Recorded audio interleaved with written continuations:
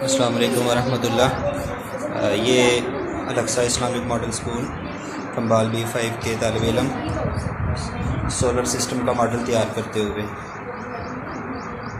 एक तरफ तो ये सोलर सिस्टम का मॉडल तैयार कर रहे हैं और दूसरी तरफ तालिबात जो हैं वो सोइल का मॉडल तैयार कर रही हैं।